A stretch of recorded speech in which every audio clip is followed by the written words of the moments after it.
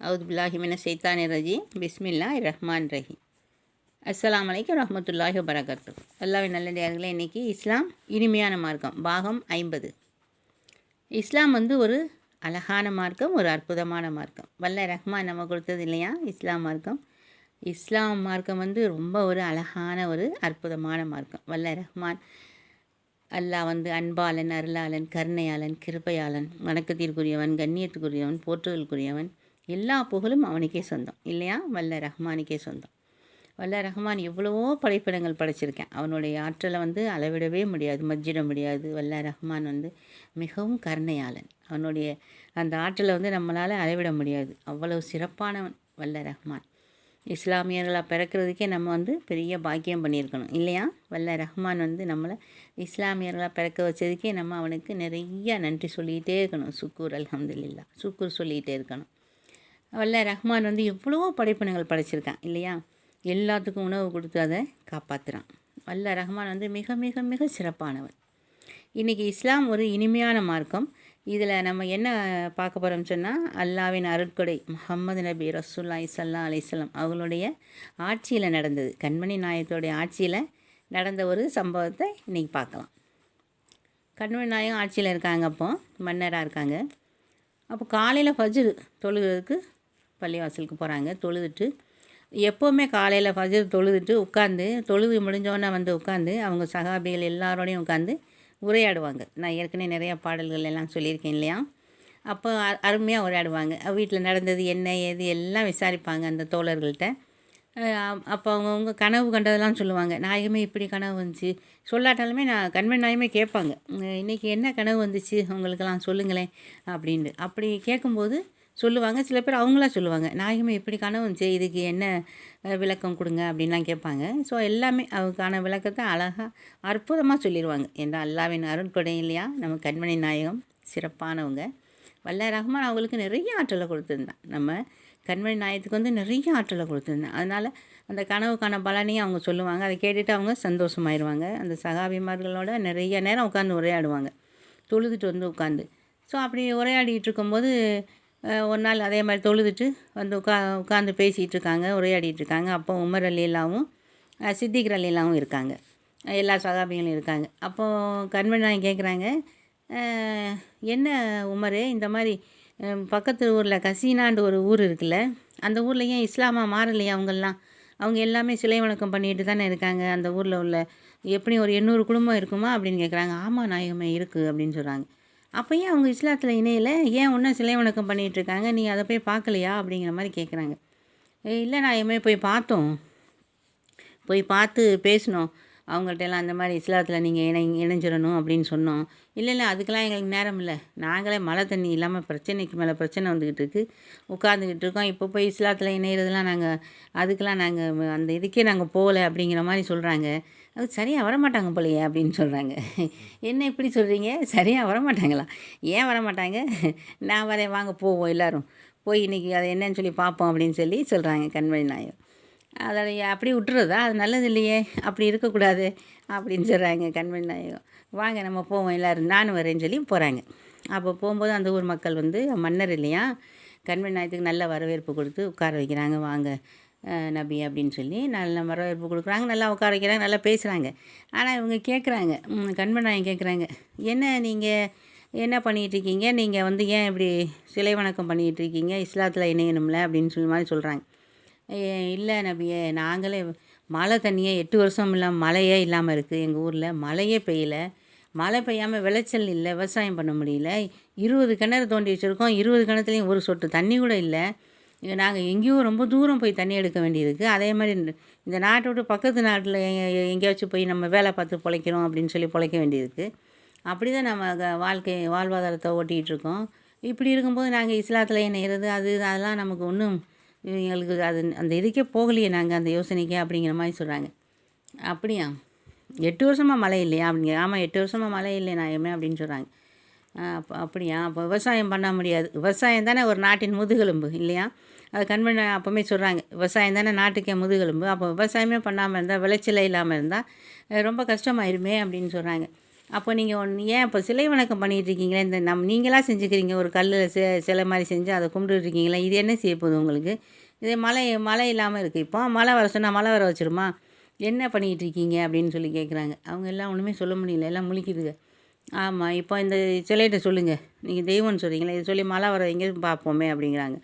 இல்லை அதுக்கு அது சரியாக வராது, அது எப்படி மழை வரும் அப்படிங்கிற மாதிரி சொல்கிறாங்க. அப்போ எதுக்கு இந்த தெய்வம்? வல்ல ரஹ்மான் நம்மளை படைச்சவன் அல்லாஹ் ஒருத்தன் தான். உங்களை என்னையும் எல்லாத்தையும் படைச்சது, இந்த உலகத்தையே படைச்சது வல்ல ரஹ்மான் தான், அல்லாஹ் தான். அப்படி இருக்கும்போது ஏக இறைவன் அல்லான்னு நாங்கள் சொல்கிறோம். அதை நீங்கள் விட்டுவிட்டு சிலை வணக்கம் செய்கிறோம், அதை செய்கிறோம், இது செய்கிறோன்னு சொல்லிட்டு இருந்தால் எப்படி மழை தண்ணிலாம் வரும் அப்படின்னு கேட்குறாங்க. இப்போ என்ன செய்யுது நாயகமே, நாங்கள் ரொம்ப கஷ்டப்படுறோமே அப்படிங்கிற மாதிரி சொல்லுது.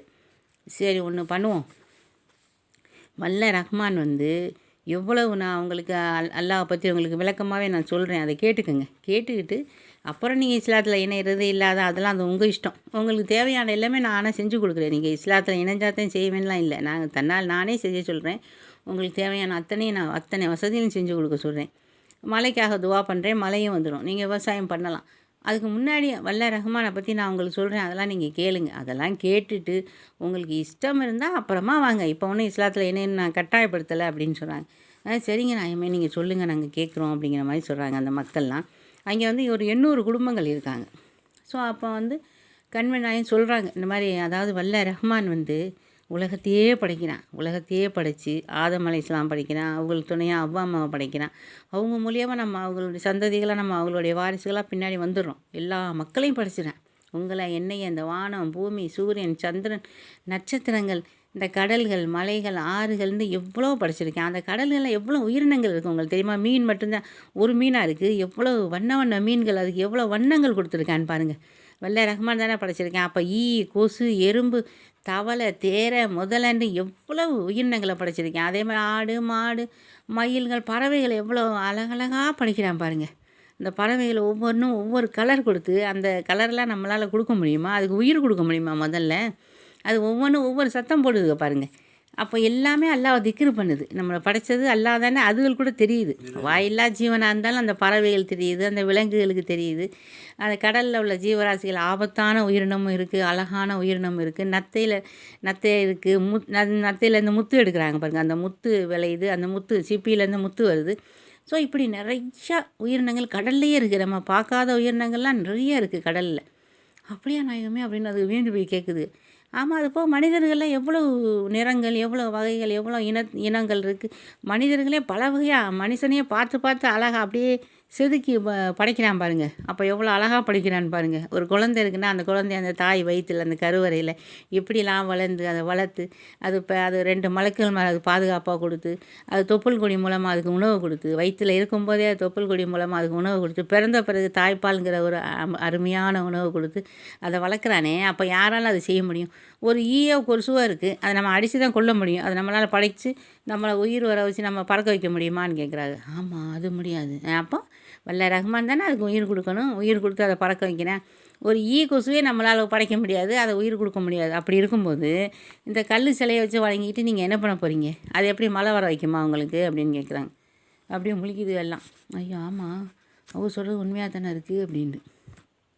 அப்போ நிறைய விளக்கம் சொல்கிறாங்க. வானத்தில் எத்தனையோ கோள்கள் இருக்குது, எவ்வளோ நட்சத்திரங்கள் இருக்குது. அதே மாதிரி நட்சத்திரத்தில் சப்தமிடும் நட்சத்திரம்லாம் இருக்குது. எல்லாமே அருமையாக விளக்குறாங்க. வல்ல ரஹ்மான் அவங்களுக்கு சிறப்பான ஆற்றலை கொடுத்துருந்தேன். கண்மணி நாயகத்துக்கு சிறப்பான ஆற்றலை கொடுத்துருந்தேன். எல்லாத்தையுமே கண்மணி நாயகத்துக்கு கற்றுக் கொடுத்துட்டான் வல்ல ரஹ்மான். அதனால் அவங்க சொல்கிறாங்க, மேலே வானத்தில் 7 வானம் இருக்குது. 7 வானத்துலேயும் ஒவ்வொரு நபிமார்கள் அதுக்கு பாதுகாப்பாக போட்டிருக்கான். 7 வானத்தில் அதுக்கு மேலே சொர்க்கம் இருக்குது. ஸோ நல்லது செஞ்சதுக்கு சொர்க்கமும், தீயது செஞ்சது நரகமும் அமைச்சிருக்கான். அதுக்கு மேலே அல்லாஹ்வினுடைய அரசு இருக்குது, அங்கே இருக்கான் வல்ல ரஹ்மான். அவன் எல்லாத்தையும் பார்த்துக்கிட்டு இருக்கான். அப்போ நம்ம என்ன பண்ணுறோம், என்ன பேசுகிறோம் அப்படிங்கிறது எல்லாமே துல்லியமாக அவனுக்கு தெரியும். அந்த அளவுக்கு சிறப்பான நம்ம வல்ல ரஹ்மான். அதை விட்டுவிட்டு நீங்கள் என்னென்னா ஒரு கல்லில் நீங்களாக ஒரு சிலையை செஞ்சுக்கிட்டு அதுக்கு பொட்டு வச்சுக்கிட்டு பூ வச்சுக்கிட்டு அதை கும்பிட்டுக்கிட்டு இருக்கீங்க. அதனால் உங்களுக்கு என்ன பலன் கிடைக்க போகுது? ஒன்றுமே கிடைக்காது அப்படின்னு சொல்கிறாங்க. அப்போ எவ்வளவு மிருகங்கள்லாம் தான் எவ்வளோ விலங்குகளை படைக்கிறான். எவ்வளவு அற்புதமான விலங்குகள் இருக்குது, அதில் ஆபத்தான விலங்குகளும் இருக்குது. பறவைகளையும் அற்புதமாக இருக்குது, ஆபத்தான பறவைகள்லாம் இருக்குது. அந்த மாதிரி நிறையா படைச்சிருக்கேன். உயிரினங்களே நம்ம பார்க்காத விலங்குகள், உயிரினங்கள்லாம் எவ்வளவோ இருக்குது. கோடிக்கணக்கான உயிரினங்களை படைச்சி வச்சுருக்கேன் அல்ல ரஹ்மான். அத்தனைக்கும் உணவு கொடுத்து, அத்தனைக்கும் உடல் ஆரோக்கியத்தை கொடுத்து காப்பாற்றிக்கிட்டு இருக்கேன். அப்படி உள்ள வல்ல ரஹ்மானை விட்டுட்டு நீங்கள் சிலையை செஞ்சு வச்சுருக்கேன், கல்லில் சிலையை செஞ்சு வச்சு நாங்கள் சிலை வணக்கம் பண்ணுறோன்னு சொல்லிகிட்டு இருக்கீங்களே அப்படின்னு சொன்னாங்க.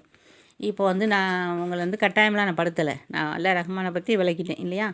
அதனால் நீங்கள் புரிஞ்சுக்கோங்க. இப்போ மழை பெய்கிறதுக்காக நான் துவா பண்ணுறேன். கண்டிப்பாக மழை வந்துடும், அல்ல ரஹ்மான் மழையை கொடுத்துருவான்.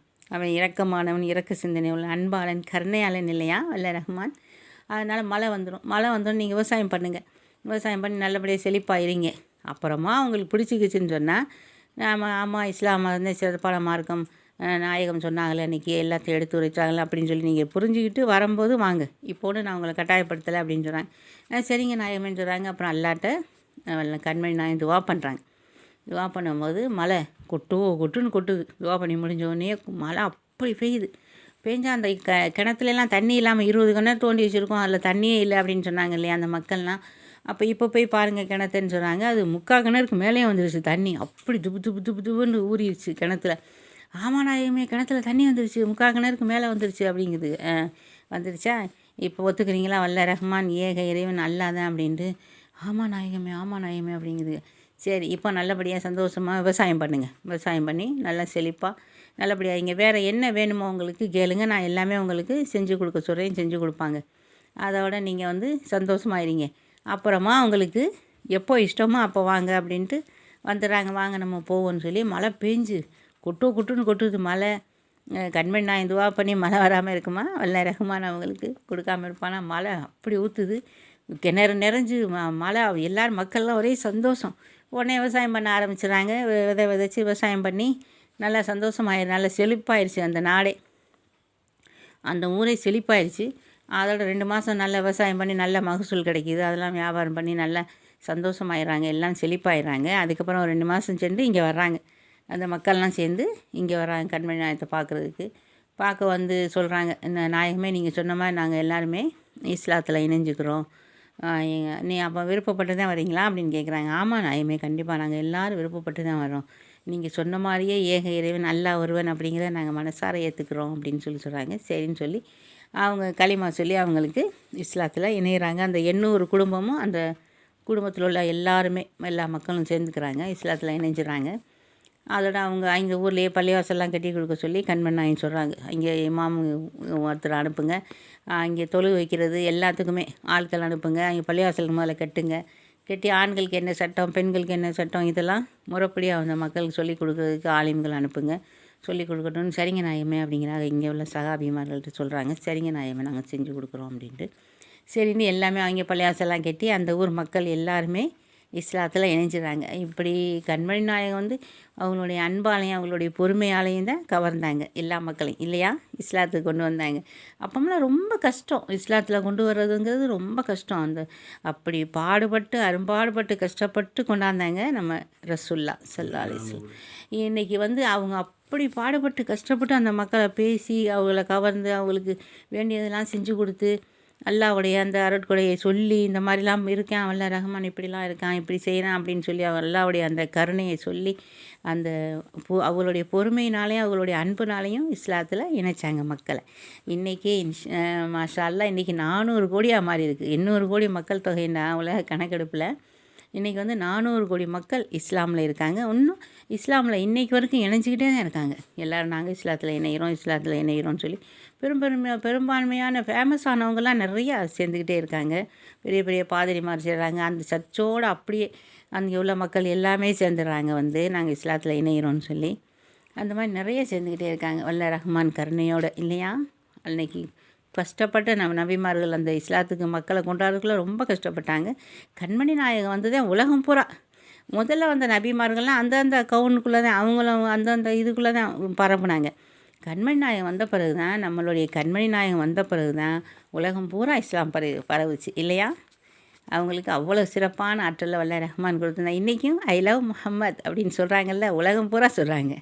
நம்மளும் பெருமையாக சொல்லலாம் ஐ லவ் யூ முஹம்மத் அப்படின்ட்டு. அந்த மாதிரி எல்லா உலக நாடுகள் பூரா சொல்கிறாங்க, கொண்டாடுறாங்க. இன்றைக்கி கண்மணி நாயகத்தை உலகம் பூரா பரப்புனது நம்ம கண்மணி நாயகம் தான். அவங்கனால தான் எல்லாமே இந்த எல்லா நாடுகளுக்கும் தெரிஞ்சிச்சு. இஸ்லாம் மார்க்கம் அப்படிங்கிறது தெரிஞ்சதே முதல்ல அந்த நபிமார்கள்லாம் அந்தந்த கவுனுக்குள்ளே தான் பரப்புனாங்க. அந்தந்த இதுக்குள்ளே தான் பரவிக்கிட்டு இருந்துச்சு. அந்த ஒரு கவுன் அவங்களுடைய இதுக்குள்ளே தான் அந்த இது இருந்துச்சு.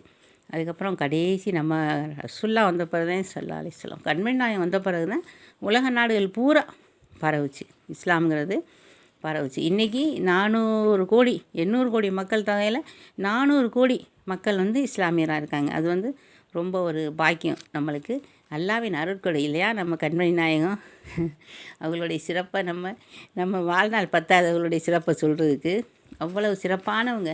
வல்ல ரஹ்மான் அவங்களுக்கு அவ்வளோ ஆற்றலை கொடுத்துருந்தேன் நம்ம கண்மணி நாயகத்துக்கு. அவங்க வந்து ரொம்ப கருணையானவங்க, ரொம்ப அற்புதமாக இருப்பாங்க, ரொம்ப அழகாக இருப்பாங்க, ரொம்ப அன்பாக இருப்பாங்க மக்கள் மேலே. அவங்க எப்போவுமே அவங்களுடைய உம்மத்தினருக்காக தான் வல்ல ரஹ்மான்ட்ட துவா பண்ணியிருக்காங்களே தவிர அவங்க சொந்தம் பந்தம் அவங்க பிள்ளையன்னு அப்படி அவங்க துவா பண்ணதே கிடையாது. இப்போவும் அவங்க உம்மத்தினர் நல்லா இருக்கணும், என்னுடைய உம்மத்தினர் நல்லா இருக்கணும், என்னுடைய உம்மத்தினர் எல்லோரும் சொர்க்கம் போகணும் அப்படின்னு தான் வல்ல ரஹ்மான்ட்ட துவா பண்ணிகிட்டே இருக்காங்க. அப்பேற்பட்ட நம்ம கண்மணி நாயகத்தை நம்மளுக்கு கொடுத்த வல்ல ரஹ்மானுக்கு நம்ம நன்றி சொல்லணும். சுக்கூர் அல்ஹம்துலில்லாஹ். எல்லா புகழும் வல்ல ரஹ்மானுக்கு தான் இல்லையா? நம்மளுக்கு எவ்வளோ சிறப்பான நாயகத்தை கொடுத்துருக்கானே வல்ல ரஹ்மான். அப்பாவனுக்கு நம்ம எவ்வளோ நன்றி சொன்னாலும் பத்தாது. நம்மளுடைய காருண்ய நபி ஹாத்தமன் நபி நம்ம ரசூலுல்லாஹி ஸல்லல்லாஹு அலைஹி வஸல்லம் வந்து ரொம்ப சிறப்பானவங்க. அவங்களுடைய இதை அவங்களுடைய அந்த அன்பை, அவங்களுடைய பாசத்தை, அவங்களுடைய பிரியத்தை, அவங்களுடைய அந்த இதை வந்து நம்மளால் சொல்லி முடியாது. நமக்கு வாழ்நாள் பத்தாது. அந்த அளவுக்கு அவங்க சிறப்பானவங்க. வல்ல ரஹ்மான் அவங்களுக்கு சிறப்பான ஆற்றலை கொடுத்துருந்தேன். இன்றைக்கி இஸ்லாம் வந்து இனிமையான மார்க்கம் பாகம் 50ல் கண்மணி நாயகத்தை அவங்களுடைய ஆட்சியில் நடந்ததை பற்றி பேசியிருக்கோம். அதுவே ரொம்ப சிறப்பு இல்லையா? வல்ல ரஹ்மான் நம்ம கொடுத்த பாக்கியம். அல்லாஹ் வந்து நம்மளுக்கு கொடுத்த பாக்கியம்னு நான் நினைக்கிறேன். இந்த கண்மணி நாயகத்துடைய வாழ்க்கையில் நடந்த அந்த சம்பவத்தை சொன்ன எனக்கும், இதை அன்பாகவும் அழகாகவும் பொறுமையாக என்று கேட்ட உங்களுக்கும் எல்லாம் வல்ல ரப்புல் ஆலமீன் நீண்ட ஆயுளையும் நிறைந்த செல்வத்தையும் நல்ல உடல் ஆரோக்கியத்தையும் ரஹ்மத்தையும் பரக்கத்தையும் தருவானாகவும். ஆமீன் ஆமீன் ஆமீன் யா ரப்பில் ஆலமீன். அஸ்ஸலாமு அலைக்கும் ரஹ்மத்துல்லாஹி வபரகாத்துஹு.